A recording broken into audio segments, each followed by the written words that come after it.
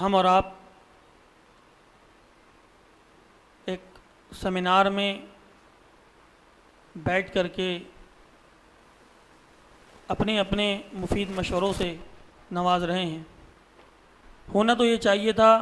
کہ مجھ جیسا کم علم آدمی، کم فہم سب سے پہلے بولتا، کیونکہ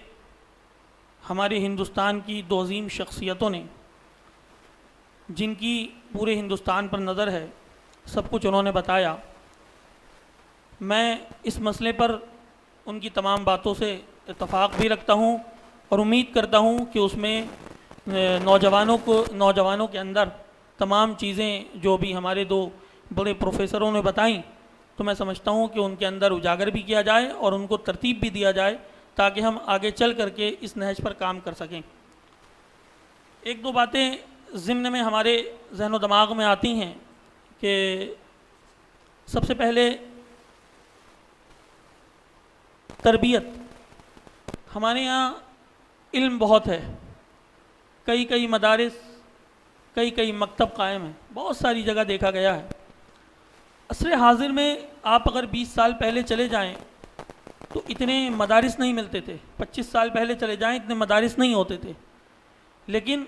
بیتے ہوئے 20 سالوں میں ادھر 2024 تک مدارس کا قیام بہت زیادہ ہوا ہے، اور کوشش یہ کی گئی ہے کہ اگر کسی کو ایک کمرہ بھی مل گیا تو وہ اس میں پڑھا رہا ہے، مدرسہ نہیں ہے تو وہ مسجد کے اندر پڑھا رہا ہے۔ علم بہت ہے، لیکن ہم نے جو بھی حضرت لوگوں نے بتایا کہ اس کے اندر کی صلاحیتوں کو استعمال نہیں کیا، اور بہت سارے مدارس ایسے ہیں جو بچوں کی صحیح تربیت اور نشو و نما نہیں کرتے ہیں، تو اس کا نتیجہ یہ ہوتا ہے کہ ان کو دستار بھی دے دی جاتی ہے اور وہ علم سے کورے ہیں، کہیں موذنی کر رہے ہیں، کہیں اذان دے رہے ہیں۔ تو اس کا سب سے بڑا فلسفہ ہمارے ہاں یہ ہے کہ جہاں بھی علم دیا جائے تو اس کو بھرپور اور مضبوط طریقے سے علم حاصل کرایا جائے، تاکہ وہ اپنے علم کو اور اپنی صلاحیتوں کو پبلک کے سامنے اجاگر کرے، اور سوشل ورک کا جذبہ اس کے اندر ہو، قوم کی خدمت کا جذبہ ہو۔ ہم دیکھتے ہیں کہ مسند پر بیٹھے ہوئے لوگ، کمرے میں بیٹھے ہوئے لوگ ایک پوسٹ پاس کر دیتے ہیں، ایک پیپر میں چھپوا دیتے ہیں کہ ایسا نہیں، ایسے ہونا چاہیے۔ میدان عمل میں اتر کر کے اس کو کس قدر ہم عملی میدان میں عملی جامہ پہنائیں، اس کی بہت کم لوگوں کے اندر جذبہ پیدا ہے، اور یہ کام بہت کم لوگ کرتے ہیں، جبکہ اس کام کو نکل کر کے زیادہ تر لوگوں کو کرنا چاہیے، تاکہ قوم کے اندر یہ جائے کہ ہمارے ساتھ ایک عالم دین، ایک مفتی ہماری رہبری کے لیے، لیڈرشپ کے لیے تیار ہے۔ یہ جذبہ ہمارے اندر کم ہے، اور تربیت کی کمی ہے۔ اس کے ساتھ ساتھ دوسری سب سے بڑی وجہ کیا ہے کہ ہمارے ہاں جو دین میں فقدان پیدا ہوا، جو ہمارے ہاں پبلک کے درمیان میں جو علم نہیں ہوا۔ عصر حاضر میں بیتے ہوئے 25 سالوں میں نے یہ دیکھا کہ ہماری پہلے کی مساجدوں میں آپ اٹھائیں تو اس میں امام جو ہوتے تھے وہ عالم ہوا کرتے تھے، مفتی ہوا کرتے تھے۔ اب ایک مسجد کا امام ہے، وہ ایک قاری ہے اور ایک حافظ ہے۔ عصر حاضر میں ایک حافظ ہے، ایک قاری ہے، اس کا مطالعہ بھی صحیح نہیں ہے، وہ جمعے کے دن اپنے خطبے میں پبلک کو کیا دے گا؟ اور جبکہ اس جو پبلک کا مجمع جمعے کے دن، خطبے کے دن موجود ہوتا ہے 20 سے 25 منٹ کا،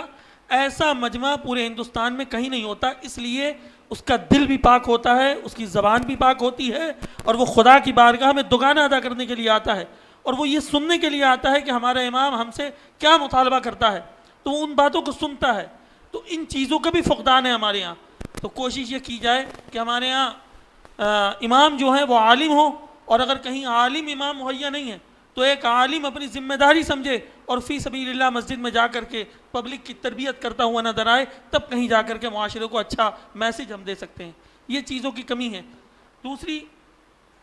عصر حاضر میں جو ہمارے یہاں